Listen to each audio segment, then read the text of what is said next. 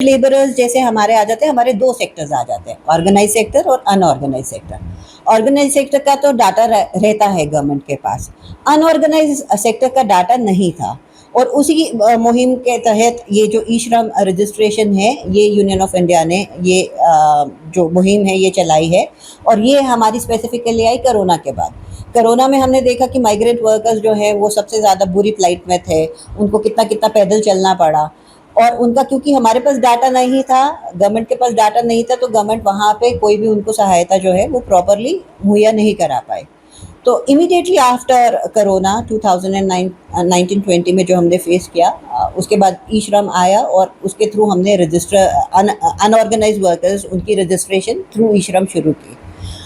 जे and के जो हमारी यूटी है, out of all the UTs और स्टेट्स में हमने सबसे ज़्यादा रजिस्ट्रेशन की है ई श्रम में, मगर अभी भी लेफ्ट आउट बेनिफिशरीज हैं जिनको कवर करने की कोशिश की जा रही है। अब ये जो डाटा है जो ई श्रम रजिस्ट्रेशन का है, ये स्पेसिफिकली हमारा अवेलेबल रहता है गवर्नमेंट के साथ ही, क्योंकि यहाँ पे CAC सेंटर्स जो हैं they are the authorise one जो रजिस्टर करते हैं।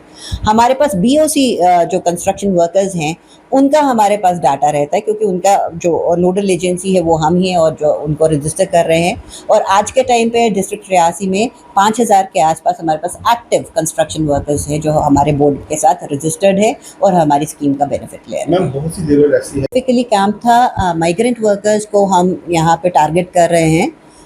माइग्रेंट वर्कर्स जिन्होंने अपना ई श्रम कार्ड बनाया है, मगर किसी वजह से अगर किसी ई श्रम कार्ड होल्डर के पास राशन कार्ड नहीं है, तो उनके लिए स्पेसिफिक इंस्ट्रक्शंस हैं कि वो अपने नज़दीकी TSO ऑफिस जाके अपना आधार कार्ड लेके, अपना ई श्रम कार्ड लेके, वहाँ पे वो अपना यहाँ जम्मू में का ही अपना राशन कार्ड बना सकते हैं, जिसकी वजह से उनको राशन जो है वो प्रोवाइड किया जा सके।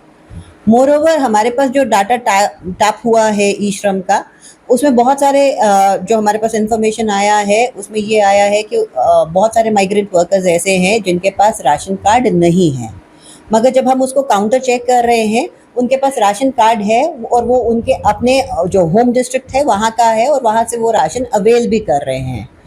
तो एक इंस्ट्रक्शन हमारी तरफ से हमारे जो ई श्रम कार्ड होल्डर्स हैं उनको ये भी रहेगी कि वो अपना डाटा जो उन्होंने पहले दिया हुआ है और वो मिसमैच कर रहा है उसको सही और दुरुस्त कराएं। अपार्ट फ्रॉम दैट, जो हमारे कंस्ट्रक्शन वर्कर्स हैं जिन्होंने अभी तक लेबर कार्ड नहीं बनाया है, आज हमने उनको भी जागरूक किया कि जो स्कीम उनके लिए है वो उसका फ़ायदा उठाएं और अपने लेबर कार्ड भी बनाएं। मगर मेन आज हमारा जो मुद्दा था वो ई श्रम कार्ड होल्डर्स के लिए था। अब ई श्रम बनाना क्यों ज़रूरी है? बहुत सारे लोगों ने, हमारे भाई बहनों ने कार्ड बनाया है मगर उनको पता ही नहीं है हमने क्यों बनाया है। यहाँ पे ई श्रम कार्ड से हुआ क्या है, अनऑर्गेनाइज वर्कर्स का एक तो हमारे पास डाटाबेस आया है गवर्नमेंट ऑफ इंडिया के पास। मोरओवर ई श्रम कार्ड होल्डर कोई भी हो, उसकी 2 लाख रुपीज़ की एक्सीडेंटल इंश्योरेंस जो है वो free of cost government of India की तरफ से हुई है, जिसमें ड्यू टू एक्सीडेंटल डेथ उनको 2 लाख रुपीज़ का इंश्योरेंस अमाउंट मिल रहा है। अगर कहीं पे परमानेंट डिसेबिलिटी हो रही है ड्यू टू एक्सीडेंट, तो वहाँ पे 2 लाख रुपीज़ का उनको राशि जो है वो प्रोवाइड करी है यूनियन ऑफ इंडिया। और अगर कहीं पे डिसेबिलिटी आ जाए तो वहाँ पे 1 लाख रुपए तक की मदद का प्रोविज़न है अंडर इन कार्ड होल्डर्स को। तो जिन हमारे अनऑर्गेनाइज वर्कर्स ने ये कार्ड नहीं बनाया है वो सेल्फ रजिस्ट्रेशन भी कर सकते हैं अपने आधार इनेबल्ड फ़ोन नंबर से, या किसी नज़दीकी CSC सेंटर जाके वहाँ से भी अपनी रजिस्ट्रेशन करा सकते हैं। गवर्नमेंट ऑफ इंडिया की ये बहुत अच्छी मुहिम है और इसमें हमारी कोशिश ये रहेगी कि जो भी इसमें के लाभार्थी हैं और जो इनके पोटेंट हमारे बेनिफिशरीज़ हैं वो इसका बेनिफिट ले सकें। मैम, रजिस्टर लेबर की ज़रूरत ही नहीं है। हमारी जितनी भी स्कीम्स हैं गवर्नमेंट ऑफ इंडिया की, और स्पेसिफिकली अगर मैं अपने डिपार्टमेंट की बात करूं, हमारी ये सारी की सारी स्कीम्स ऑनलाइन अवेलेबल हैं। कोई दूर दराज के लोगों को हमारे ऑफिस में विज़िट करने का ज़रूरत नहीं है।